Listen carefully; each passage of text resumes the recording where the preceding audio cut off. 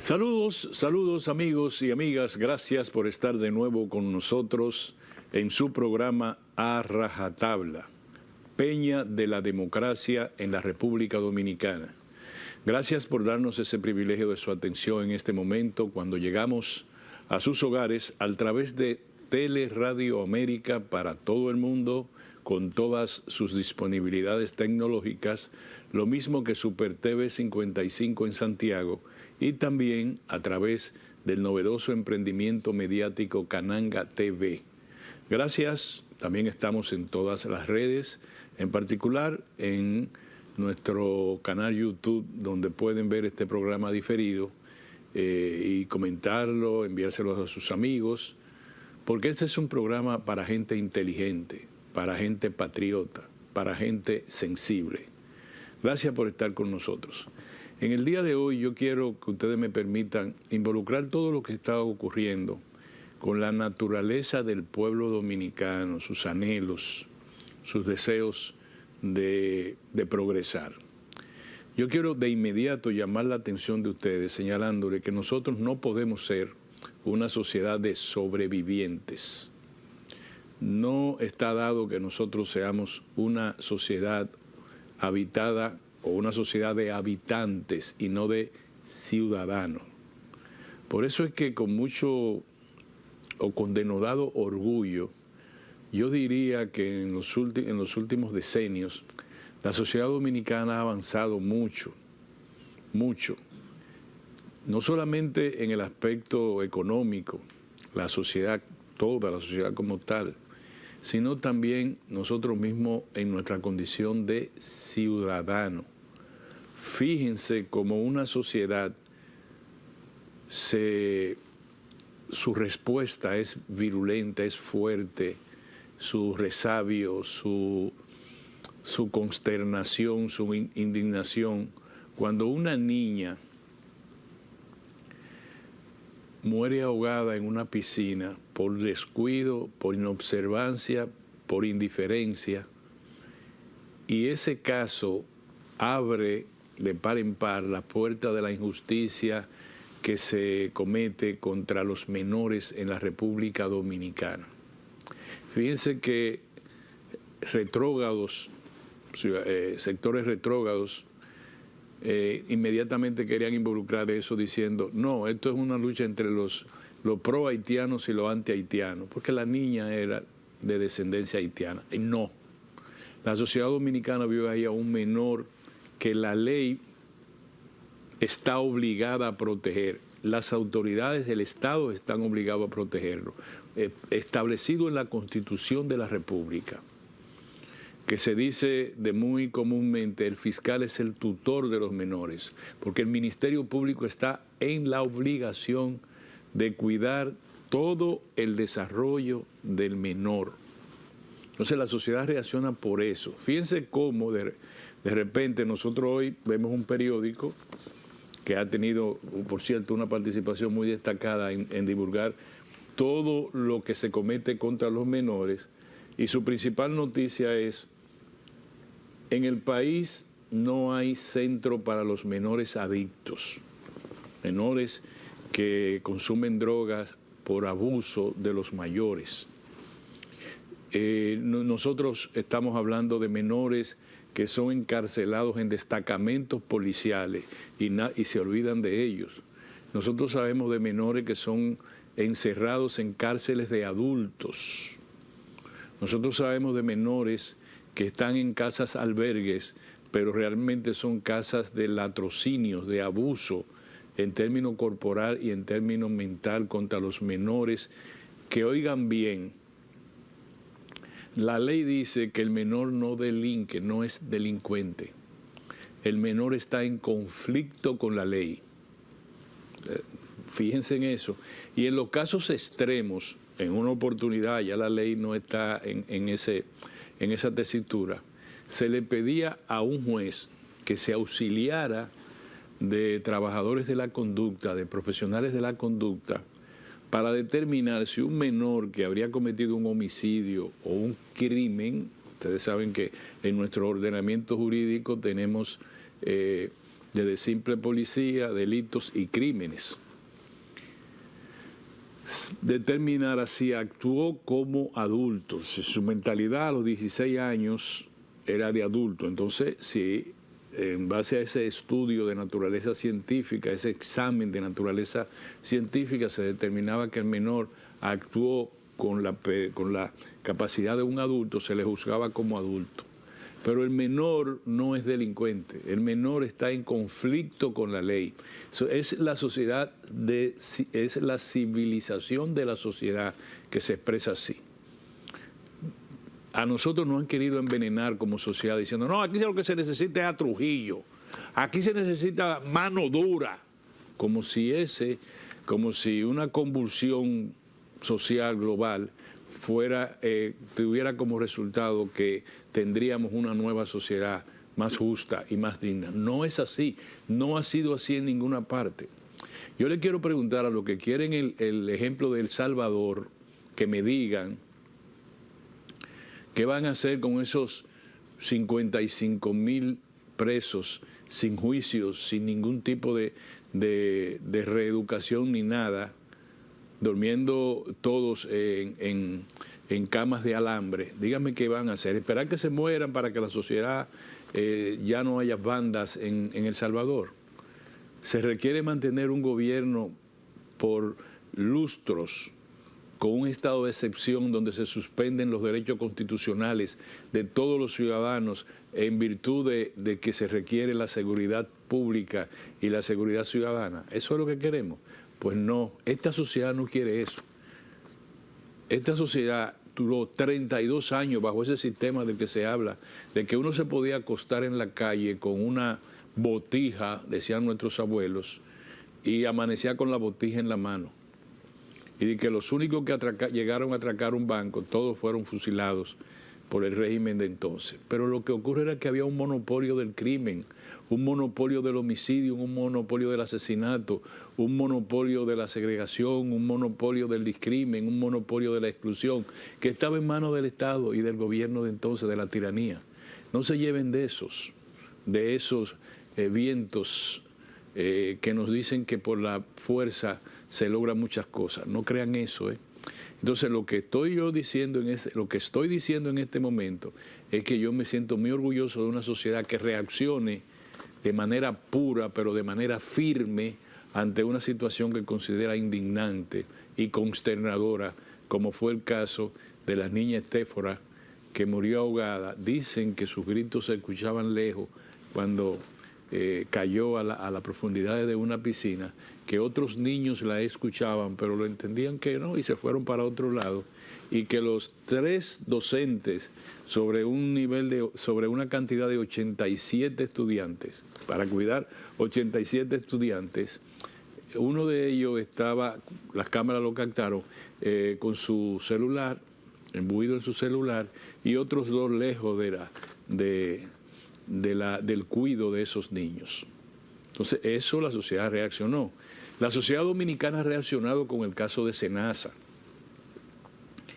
La sociedad dominicana ha sido muy celosa, permanentemente celosa, con el Sistema Nacional de Seguridad Social, instituido en el año 2001 en la modalidad que tenemos. Antes era un sistema que solamente atendía al trabajador en términos de servicios de salud y de pensión, pero no atendía a los familiares.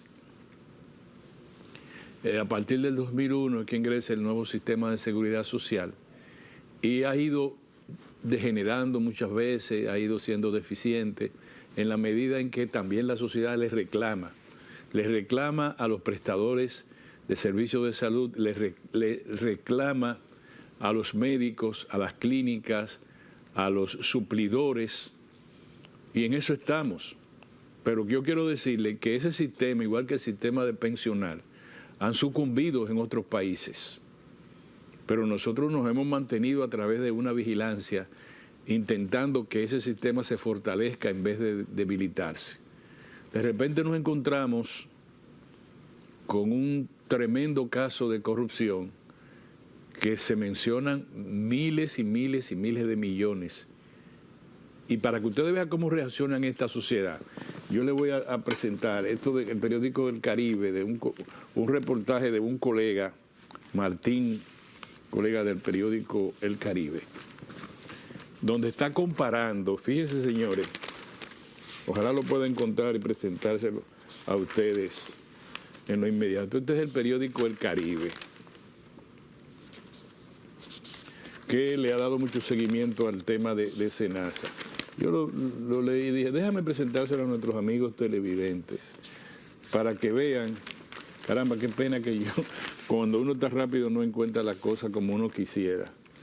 Y me voy a tomar el tiempo a ver si lo encuentro con ustedes o lo hago en el otro cambio, porque pago fijos. Bueno, lo voy a buscar en el otro. Ese le adelanto que este trabajo de un apreciado colega periodista le dice cuántos nuevos afiliados hubiese tenido el Servicio Nacional de Salud, SENASA, si ese dinero se hubiese dirigido a los asegurados. Si usted les robó, si es que se demuestra eso, usted les robó la salud a más de 500.000 personas. Dice, más de 598.000 personas. Lo voy a buscar. Usted les robó la salud a más de 500.000 personas. Y dicen, entonces uno dice, ¿por qué ahora nosotros también no pregonamos el debido proceso, el derecho a la defensa? Sí, en eso nosotros no nos vamos a perder. Lo mismo que con los otros acusados de corrupción, reclamamos para estas personas detenidas y las que van a ser detenidas, según dijo la magistrada procuradora general, el respeto a sus derechos procesales. Pero eso no quiere decir que nosotros no nos indignemos por las evidencias que ha presentado el Ministerio Público. Y nos indignamos también, queridos amigos y amigas, por el hecho de que esta desgracia que acogota a los dominicanos ocurrió o tuvo cercanía con el Día Mundial de la Lucha contra la Corrupción. Entonces nosotros encontramos a funcionarios del gobierno, como la doctora Milagros Ortiz Bosch, hablar de las bondades y del avance que hemos tenido nosotros en la lucha contra la corrupción. Ustedes saben, no me dejan mentir, que yo tengo muchos años diciendo que la autocrítica y la reflexión serena sobre acontecimientos tortuosos que puedan ocurrir en un momento históricamente determinado merecen siempre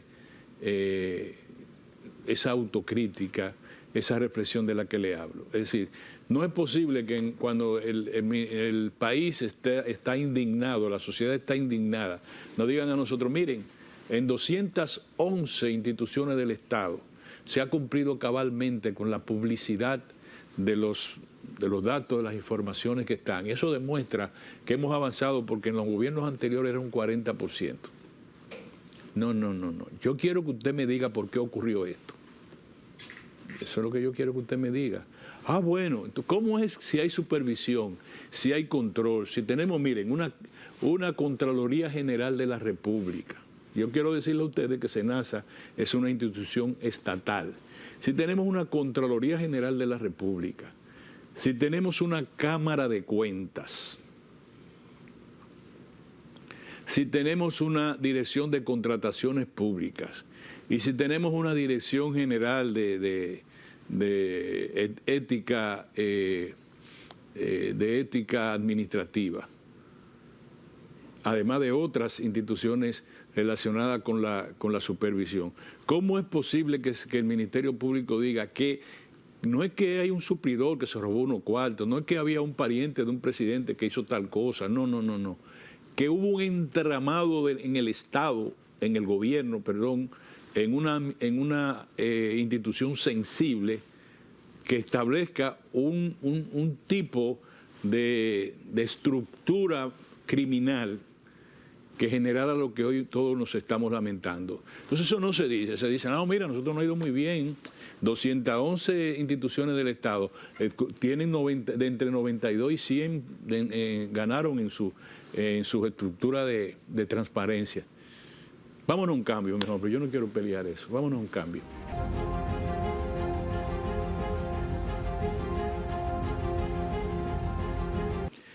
Muy bien, mis amigos, muchas gracias por quedarse con nosotros y muchas gracias a los que se adhieren al programa en este momento. Agradecemos mucho su participación en A Rajatabla. Como le había dicho, encontré el artículo del colega Martín Polanco.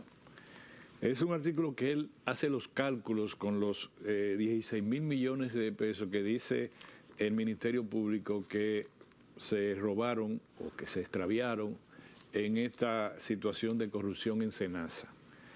Y yo digo que es un buen cálculo, no quiere decir que sea absolutamente exacto, pero sí dice que se vulnera a los intereses de los sectores más pobres de la sociedad dominicana. Fíjense, el dinero del fraude de SENASA daban para subsidiar a otros 6.9% de la población. 6.9%. Acuérdense que nosotros tenemos 12 millones de habitantes, más o menos. 6.9% más de la población se hubiese beneficiado con los dineros que se robaron, o que alegadamente se robaron, o que el Ministerio Público dice que se robaron. Correcto. Eso que ustedes ven ahí.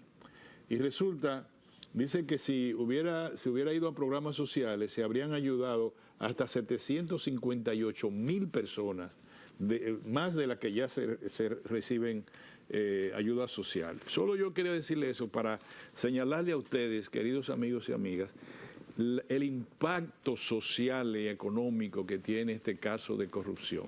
No se trata de que un suplidor que es pariente de un presidente o que sé yo cuánto, o que tres políticos se robaron un dinero, no. Este es el entramado, esto es un entramado colocado en una dependencia básica del Estado Dominicano, como es el Servicio Nacional de Salud, la nodriza del sistema de seguridad social, y fue colocado ese entramado con el propósito de esquilmar a la población pobre del país, a través de suplidores, a través de clínicas, de hospitales, a través de un sistema que incluso instaló centros de servicio que no ofrecían servicio.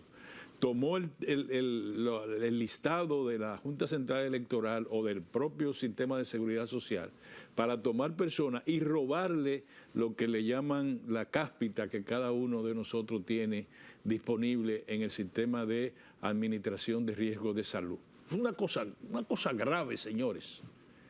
Pero bien, aquí estamos la sociedad dominicana de pie. Y yo repito que duele mucho de que en momentos como este nos digan a nosotros que la transparencia va muy bien, que todo va muy bien. Así no. No se dice que eso no sea cierto. Lo que se dice es que el momento era para hablar de lo que pasó, reflexionar. Pero ha hablado el presidente de eso. ¿Cómo es posible que doña Milagros Ortiz no se refiera a eso? No en esos términos esperanzadores, de gracias, este sistema fue descubierto. No. Pasó una desgracia al país. Y como tal tenemos todos nosotros que reflexionar alrededor de eso.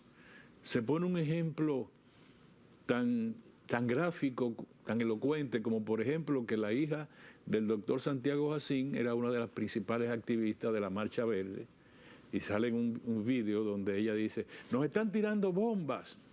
Ella estaba en su deber y en su derecho en ese momento de luchar contra la corrupción, y ella hizo bien. Ella creyó que esa era la oportunidad de que su conciencia ciudadana se expresara libremente, lo hizo bien. ¿Y ahora? Porque no es ayer. Demostró que todo el esfuerzo que ella hizo fue en vano, porque su propia familia está ahora en una situación difícil a consecuencia de la lucha que ella participó activamente y que todos nosotros debimos haber participado. Todo lo que se trate de defender los mejores intereses del pueblo, oigan la palabra, pueblo dominicano, tenemos nosotros el deber y la obligación de participar. Cuando se convierte en un esquema para promover un cambio político simplemente, entonces no. Eso fue todo.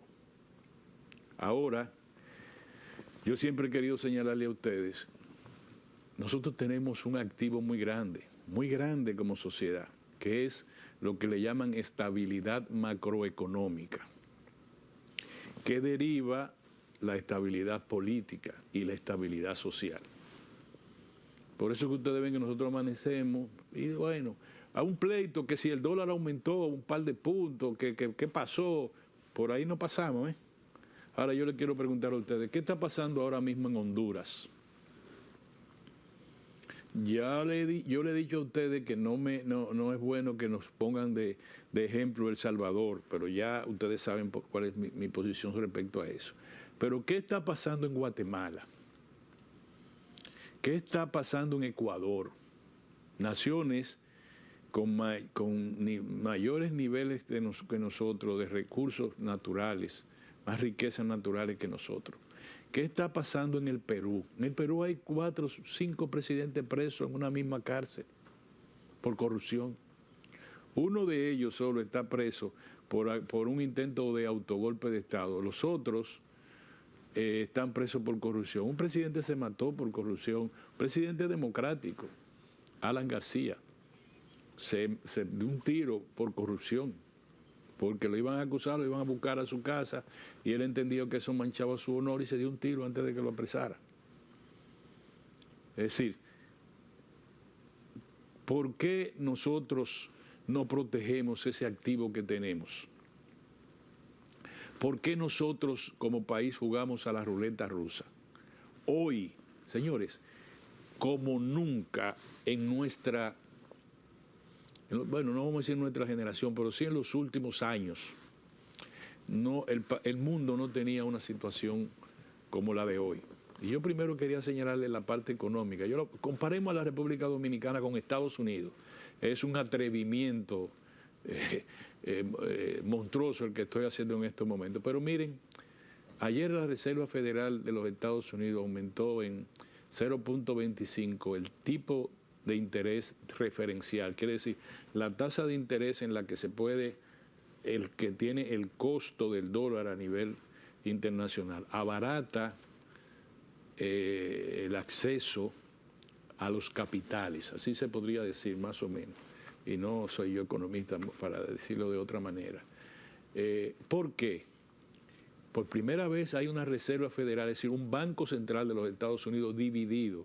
La Reserva Federal tiene un organismo a su vez, como aquí fuera la Junta Monetaria, que tienen varios gobernadores que son los que deciden el futuro monetario y el presente monetario de los Estados Unidos. Están divididos porque el presidente Donald Trump decidió sustituir a ese que ustedes están viendo ahí como presidente de la Reserva Federal de los Estados Unidos. Pero solamente quiero decirles lo siguiente. ¿Saben por qué aumentaron la reserva por tercera vez en forma consecutiva en los últimos meses? Bueno, porque se está desplomando el empleo en los Estados Unidos. Y en Estados Unidos el desempleo está en 4 puntos y algo, casi 5%. Es una cifra para la economía de los Estados Unidos ya preocupante, como va la poca generación de empleo.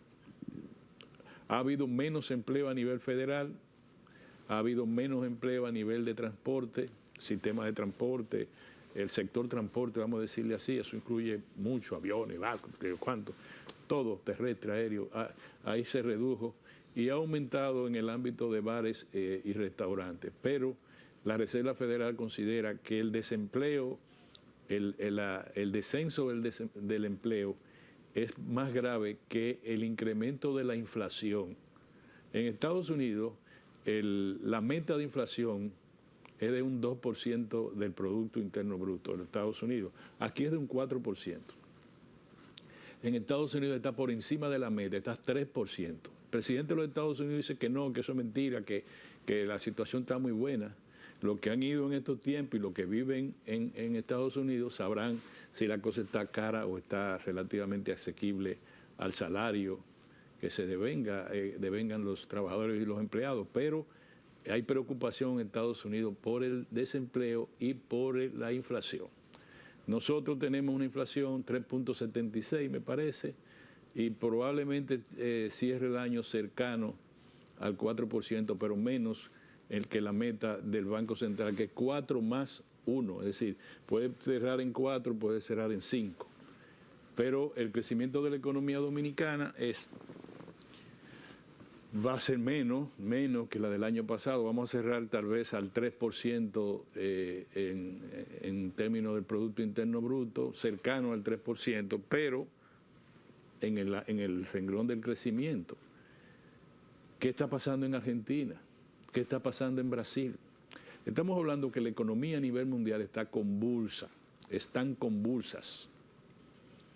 Nosotros tenemos que preservar en la República Dominicana la estabilidad macroeconómica, que agradecemos mucho al Banco Central que se haya esforzado y a la Junta Monetaria en mantener esa estabilidad macroeconómica, que quiere decir la certidumbre de los indicadores de la economía, que no estén en bandolera, que amanezca la inflación, que sé yo cuánto, que amanezca que la tasa de empleo, que la tasa de... todos esos indicadores económicos que se mantengan en un renglón relativamente estable. Eso permite la inversión, eso permite muchas cosas. Pero la economía dominicana es una economía muy débil en términos de sufrir, si sufre impacto externo. Por ejemplo, si pasa algo en Estados Unidos el año que viene, en términos de su economía y en términos de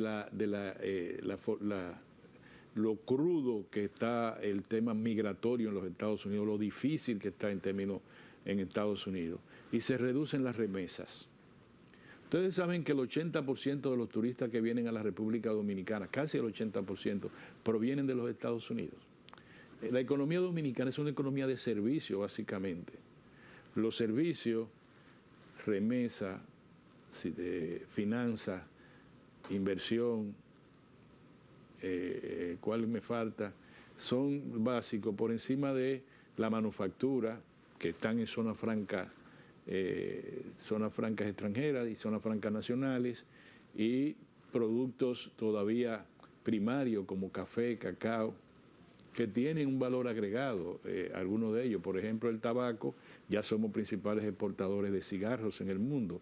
Tenemos el banano, que se han reducido las exportaciones, pero éramos uno de los países potencialmente importantes en exportaciones hacia Estados Unidos, hacia Europa. Nuestro comercio en un 80% es hacia Estados Unidos. Ustedes no se imaginan, si aquí se da una crisis que afecta a la economía dominicana, una crisis política, una crisis que después llegue a lo social, ¿qué va a pasar en la República Dominicana? Pero veámonos en los espejos, señores. Por eso yo le digo al liderazgo político dominicano que todos han aportado a lo que es hoy la República Dominicana. Todos. Tenemos 25 años, no más, tenemos casi 40 años creciendo la economía dominicana a un 5% promedio de su PIB, Producto Interno Bruto. Es ahora, y en el 2002, 2004, en el 2002 hubo un decrecimiento, en 2003 a causa de la crisis bancaria, -2%, con la crisis de 2008 crecimos 3%, y nunca más hemos dejado de crecer. No hemos tenido crecimiento negativo, y eso significa, si usted tiene en su casa, en su familia, creciendo su economía, su ingreso, en un 5%, llega un momento en que usted está relativamente cómodo. Ahora, en la sociedad no ocurre eso porque viene la desigualdad, el crecimiento privilegiado. Y aquí hay un crecimiento privilegiado. Aquí la pobreza no ha bajado en los niveles que ha habido el crecimiento de la economía, pero sí tenemos estabilidad. Sí, nosotros tenemos aquí niveles de sosiego público. Entonces yo le digo al liderazgo político, no dañemos eso, no dañemos eso. Eso no es propiedad de este gobierno.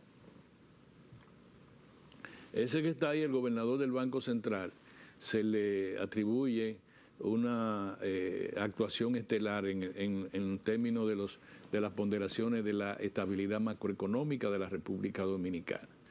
El crecimiento sostenido de la economía dominicana tiene que ver el doctor Balaguer, el doctor Leonel Fernández, el presidente Hipólito Mejía, es más, el presidente Antonio Guzmán también, un poco el presidente Jorge Blanco también ayudó a la economía, Y no estamos diciendo que fueron los mejores gobiernos del mundo. Y ahora el gobierno del presidente Luis Abinader. Entonces, es el liderazgo político global e histórico el que ha contribuido a que nosotros, con las convulsiones del 1984, con la convulsión política del 94, con la crisis bancaria del 2003, con la crisis mundial de la economía en el 2008, con todo eso nosotros hemos sobrevivido y estamos donde estamos. Y en el próximo segmento yo le voy a decir el porqué de mi preocupación que acabo de externar en este momento.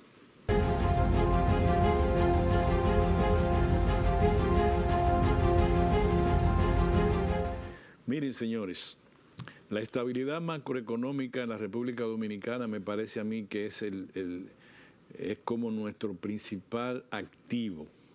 Sin estabilidad, nosotros vamos para el suelo. Nosotros no somos Corea del Sur, nosotros no somos Taiwán, nosotros no somos Singapur, nosotros no somos Hong Kong, que aguantan la economía dominicana, que aguantan su economía, que su economía son de las principales del mundo. Y en el año 1970, esas naciones que yo le hablo, que una vez le llamaban los tigres asiáticos, tenían el mismo Producto Interno Bruto que la República Dominicana. Pero nosotros no cumplimos con los pasos que ellos dieron a lo largo de 50 años para convertirse en lo que son. Lo único que tiene de diferencia con nosotros es que esos países y territorios en algunos casos dieron ese gran salto hacia adelante con fuete. Taiwán tuvo un estado de excepción desde 1949, cuando llegó Chiang Kai-shek a la isla Formosa, hasta el año 2000, es decir, nadie podía moverse. Pero ustedes saben que dedicó un 25% del Producto Interno Bruto a la educación y siguió los pasos que deben dar todas las economías del mundo. Primero la agricultura, la seguridad alimentaria, después la agroindustria, después la industria liviana, después la industria pesada y después la industria tecnológica. Pero para eso se requiere, Costa Rica está invirtiendo el 9% de su Producto Interno Bruto a la educación. Nosotros invertimos el 4%, pero la corrupción se ha llevado gran parte de ese dinero. No se puede una sociedad crecer si no hay educación, y si no hay entrenamiento, y si no hay formación laboral. Por eso esas economías se fueron tan adelante de nosotros. Entonces, ¿qué pasa hoy, señores? Miren, nunca, se lo dije al comienzo, nunca el mundo ha estado tan convulso para nosotros, para la República Dominicana, como ahora. Nosotros teníamos una conducta insular. No, nosotros somos una isla. ¿Dónde que se están matando? Vietnam. No somos nosotros. ¿Dónde que se están matando? Indochina. No, eso no es nosotros. ¿Dónde en Centroamérica están peleando? No, eso no somos nosotros. Ahora sí somos nosotros.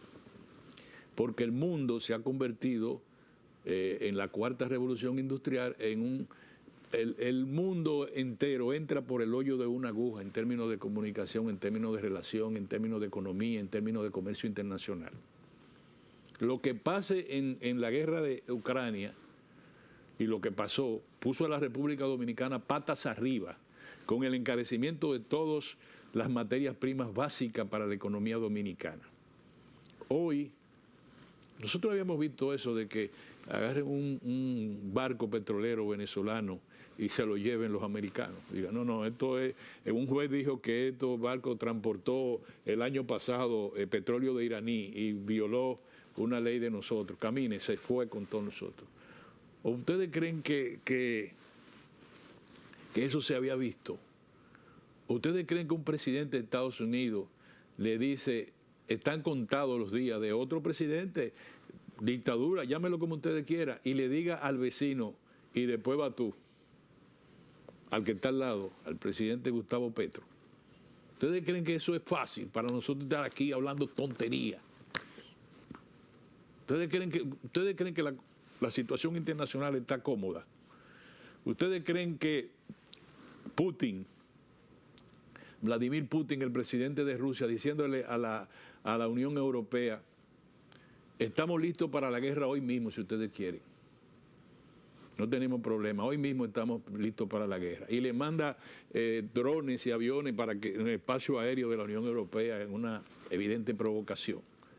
¿O ustedes creen que la Unión Europea, junto los 22, 23 países de la Unión Europea, financiándola y financiando la guerra y no la paz? ¿O ustedes creen que es bueno decir que el presidente Trump, en el esquema de seguridad nacional que ha elaborado Estados Unidos, coloca y dice que la civilización europea está en camino a desaparecer por la migración, por qué sé yo cuánto, y que Europa es débil? La civilización europea, donde Europa tiene todos los estándares de humanos que lo convierten en la región más civilizada del planeta. Y resulta que no, que desde Washington dice eso no es lo que va. Nosotros vamos a apoyar dicen ellos, a los gobiernos patriotas, a los gobiernos de ultra, los que están contra la inmigración, los que están contra libertades de última generación, como la libertad de sexo, la libertad de qué sé yo, el derecho al aborto y todas esas cosas. Y dicen, no, nosotros vamos a apoyar, en Europa vamos a apoyar a los gobiernos ultra. Es decir, el mundo se está volviendo al revés. Usted dice, ¿qué es lo que está pasando? Alemania es hoy Alemania, Francia es hoy Francia, Italia es hoy Italia. Lo que llamábamos los países del norte de Europa, Suiza, Suecia, Noruega. Hay que ver la entrega del premio de la paz a la señora María Collado, ¿cómo se llama? La líder, Machado, perdón, que el presidente de los premios le dice, parecía un líder ultra.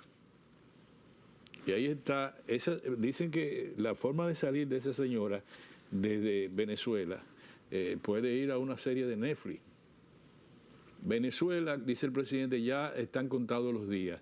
Ya el cerco, se lo dije a ustedes, es una situación muy difícil. Ahora, lo que ocurre en Venezuela no atañe directamente a la República Dominicana. Claro que sí, claro que sí. Nosotros tenemos tropas americanas en el aeropuerto de las Américas y en la base aérea de San Isidro. Que tenemos un contrato, que para el narcotráfico. Un barco petrolero se llevaron ahora. Hay 2 portaaviones frente a Venezuela. Hay 8 buques de guerra y un submarino nuclear y 15.000 tropas. Y en Puerto Rico hay más de 20 aviones de combate. Oye, ¿qué narcotraficantes del carajo son estos que hay que ponerle tanto armamento? ¿Y cómo es la cosa? Yo creo, no estoy valorando lo que está haciendo el presidente Donald Trump, pero yo simplemente le describo una situación en América Latina que involucra Venezuela, Colombia, Ecuador, Perú con sus problemas políticos, Brasil con sus problemas, con su meta geopolítica que no son la de Washington, y América Central llevándoselo quien lo trajo, en una situación convulsa que puede estar próximo a momentos fatídicos en términos bélicos, y que el petróleo hoy está entre los $60 el barril. ¿Quién sabe lo que pueda pasar? ¿Quién sabe lo que pueda pasar con el trigo, con el maíz, con el sorgo, con los fertilizantes? Entonces no juguemos a la ruleta rusa. El liderazgo político, el presidente de la República lo hace bien si lo está haciendo. Las grandes decisiones del país tienen que ser comunicadas al liderazgo político del país. Y el empresariado, en vez de estar en esta truchimanería de Senasa, una parte importante del empresariado nacional, tiene que estar a través de sus gremios y en términos de los empresarios más influyentes, como se lo pedí en un programa anterior al presidente de la República, tiene que estar en consulta con el jefe del Estado. Todo el que tenga influencia tiene que decir, mire, presidente, ¿qué puede pasar en este lado? No pueden la gente estar, los empresarios, los políticos en búsqueda, los empresarios amasando fortuna sobre la base de un terreno dinamitado en términos social. Nosotros tenemos que trabajar por una sociedad del futuro. nosotros tenemos que irnos más a la manufactura. A nosotros nos gusta el turismo y nos gustan las remesas, pero eso no pueden ser los elementos fundamentales que sustenten a la economía dominicana. La economía dominicana tiene que ser una economía con conciencia exportadora. Nosotros tenemos que agregarle valor a productos como el café, como el cacao, como el azúcar. Nosotros tenemos que irnos también a la construcción en zona franca de productos tecnológicos. Nosotros tenemos que ir a todos esos productos que hoy Taiwán es el principal productor de chips de computadora. Nosotros tenemos que irnos detrás o delante de Costa Rica, que está en esa dirección. Nosotros tenemos que terminar con esta ignorancia, esta epidemia de ignorancia que tiene el Congreso de la República. Hablando tonterías, sacando, no se sabe cuándo un proyecto llega hasta el último minuto y nosotros sí lo hicimos. No, eso se acabó. Nosotros tenemos que planificar la vida dominicana, señores. Y a nosotros no nos pueden sorprender con casos como el de Senasa. Nosotros lo creíamos superado. Se produjo un gran movimiento que le llamaron Marcha Verde. Un movimiento dirigido por la clase media dominicana y el alto empresariado. Simplemente para cambiar de mano y seguir en lo mismo. No, hay que llamar la atención. Y a mí me parece que tampoco debemos aprovechar esto en el plano partidario. Sí, mírenlo ahí, lo que están haciendo. La República Dominicana está en peligro. Señores, se lo estoy diciendo yo hoy. Nosotros tenemos que trabajar por el país. No, yo tengo mi problema resuelto. Vamos a ganar en el 28. El otro se va a quedar en el 28. El tercero va a repuntar y va a ganar. Va a dar 3 vueltas en el aire y va a caer en primero. Eso son tonterías. Un partido político tiene que trabajar por el bien común.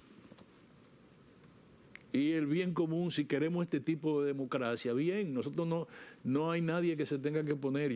Ojalá yo ser tan más millonario que Pepín Corripio. Pero ese no es el problema del país.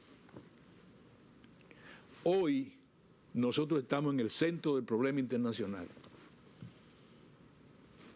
Se lo estoy diciendo, movimiento de tropas, movimiento de aviones que reabastezcan combustible en zona de conflicto, no vamos a decir zona de guerra, en zona de conflicto. Pero si un presidente de los Estados Unidos dice que están contados los días del presidente de otro país, ¿qué ustedes creen que va a pasar?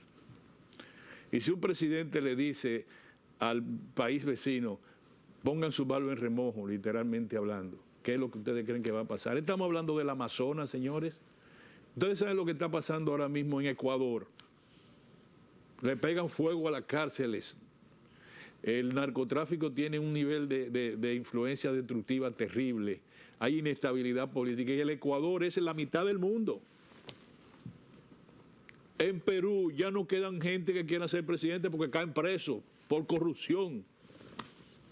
Y corrupción de la más barata. Una presidenta con relojes Rolex, qué sé yo cuánto. ¿Por qué votan y meten presa o andan huyendo, no sé, una presidenta? Porque en todas las cosas cambiadas de reloj y de prenda. Y ve aquí, ¿dónde es que esta señora consigue tanto para comprar relojes tan caros? Bueno, ahí está, robando. O sea, tengan en cuenta eso. Yo creo que hoy yo me pasé en la simplicidad del comentario, pero yo quisiera llamar la atención de que tampoco nos entretengan. ¿Cuál es el próximo caso de corrupción que nos van a dar? ¿Cuál es el próximo que se va a buscar en Estados Unidos? Miren, señora, nosotros, los periodistas, que no decimos todo lo que nos informan, gente de gran nivel de influencia del país, empresarios, y todo, dicen, tú supiste, viene un coronel y viene un jefe de la DEA y viene, que se va fulano y se va el senador, que el diputado fulano, bla, bla, bla. Así que vamos a estar nosotros. No.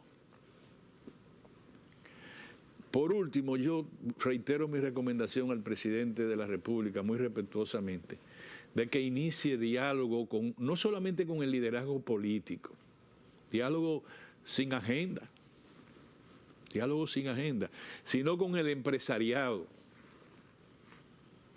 Ustedes saben una de las tragedias que tiene este país, que tenemos una dirigencia de los trabajadores añeja, que lo único que le parece que le gusta mucho que le den es sus pensiones y sus cosas.